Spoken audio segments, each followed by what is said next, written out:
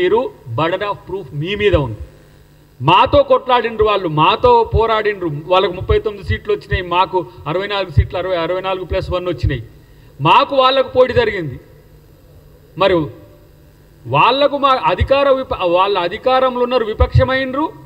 మేము విపక్షం వల్ల అధికార పక్షమైనరు. మరి మీరే పక్షం? నా గర్కా నా ఘాట్కా లెక్క. ఇలా మీరు బీఆర్ఎస్ను మీదేసుకోలేరు, కాంగ్రెస్తో కలిసిపోలేరు. మరి మీదేందో నాకు ఎటు అర్థం కావట్లేదు. కానీ మీ అన్రెస్ట్లో భాగం ఏంటంటే కాంగ్రెస్ పార్టీ మీద అబద్ధపు ప్రచారాలు చేస్తే తస్మాత్ జాగ్రత్త. వ్యక్తుల మీద చేస్తుండ్రు, తర్వాత పార్టీ మీద చేస్తుండ్రు, నెహ్రూ గారి మీద చేస్తుండ్రు, ఈ దేశపు జాతిపిత మీద మహాత్మా గాంధీ మీద ట్రోల్స్ చేస్తున్నారు.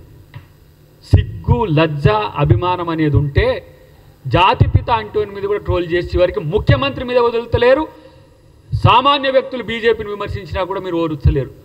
ఇలాంటి ఏమంటారు different type of mind set అయితే ఏ పార్టీలో ఉన్నట్టు నాకు కనపడలేదు. నిన్నెవరో బీఆర్ఎస్ నాయకుడు చేస్తే వాళ్ళ మీద కూడా అంతే.